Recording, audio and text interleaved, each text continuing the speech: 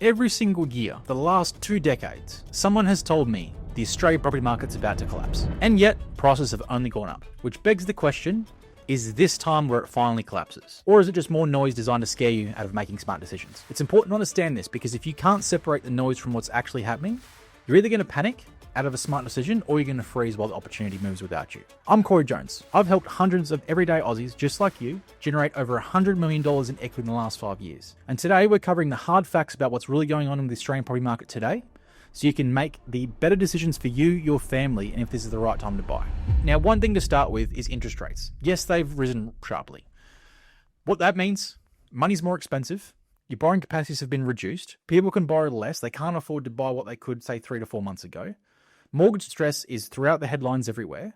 And for a lot of people, the jump in interest rates feels like it's the beginning of the end, right? Because that's where the money supply starts to tighten. Then you've got the cost of living pressures. Less disposable incomes. Your money doesn't go as far. Your trolley full of groceries is getting smaller and smaller with the same amount of money. And fuel costs are even more expensive. Tenants and owners are all under pressure. Everyone's under pressure. The media narrative loves fear. Just notice, guys, it's the negative headlines that gets all the clicks. The property crash is coming is a recurring theme every single cycle. The property market is supposed to have been about to crash the last 30 odd years. And notice how it hasn't. In fact, notice throughout Australian history, the Australian property market has never crashed. Why? Good question. We'll get there.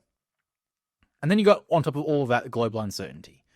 So the fear that we're going to run into a recession, economic instability, supply chain issues, fuel prices increasing, build prices increasing. So on the surface, it's easy to believe that the market's in serious trouble, but that's only half the story.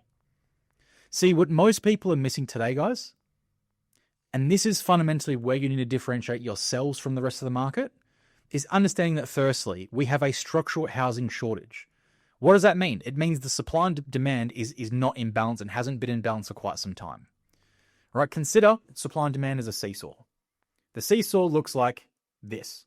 All right, supply on one side and demand is huge for the amount of supply. Now the question is why? Well, firstly, you've got to consider migration is incredibly strong today. All right, we've got more people coming here than most other Western countries around the world. And construction, in terms of labor, materials, the prices, construction overall is still quite slow. You can't have a property crash when you don't have enough properties. Now, the next thing to consider, there's not just one market in Australia. There's multiple markets. Perth does not equal Sydney, does not equal regional, does not equal apartments. Every major city has its own micro market. Now, some areas boom, other areas stagnate. There's no such thing as an Australian property market. There are hundreds of micro markets, along with the big 8. Now, lending is also still quite controlled. Right, we've got very strict lending standards, particularly post the APRA changes in the Royal Commission in 2017. And that's one of the reasons as to why we've never suffered through a US-style subprime crisis like we did during the GFC. Why? The Australian lending environment is way more strict than most places around the world. We have a very tightly well-regulated economy. And that's one thing, as painful as it is as a broker on our side, it is one thing that makes sure that our money is quite safe over here. All right? And that's also one of the reasons as to why we see a lot of international foreign investors try and put their money into Australia because the Australian market is very safe. And then you've also got population. All right, that is the major driver for property. We're a very young country that's practically empty on the grand scheme of things. If we were to compare ourselves to places like Brazil, China, India, Bangladesh, we are empty. Now, when we consider our levels of immigration and the natural growth we've got here, and that's births versus deaths, we are one of the strongest growing countries in the world by percentage, particularly the Western world. Now, with more people means more housing demand. Number 5 is the fact that we've got investors and owners, they're holding longer. Less people are selling than ever before. If we look at the overall listings in the market, there's less houses for sale right now than there's ever been. So if the fundamentals are still strong, why does it feel so uncertain? Now here's the truth, guys. Number 1, the first truth to get across to you guys, some people are going to get hurt in this. Particularly if you're over-leveraged and overstretched, you're going to get hurt. When interest rates rise, you're going to start having and seeing people with houses fall over like dominoes. Number 2 would be bad purchases in bad locations. Not every property is a safe property. Not every area is a good area to be investing in. The people who are making bad investment decisions, these are the guys who are going to hurt in the years to come.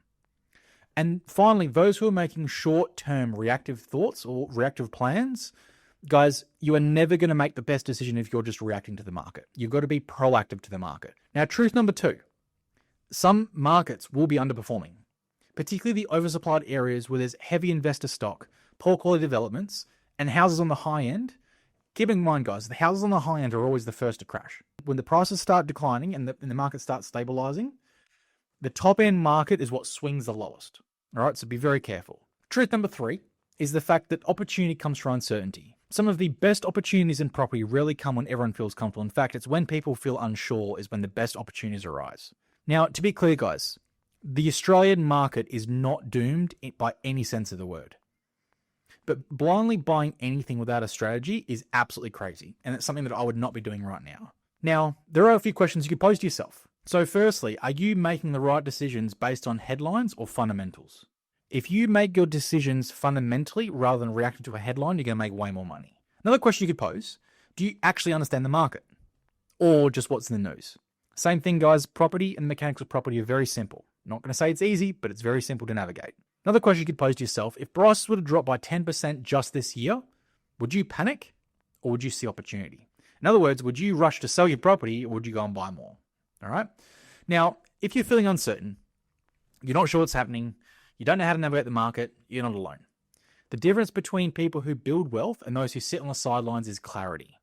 If you need some help, guys, where the real opportunities lie right now, or what you should be doing next, feel free to reach out.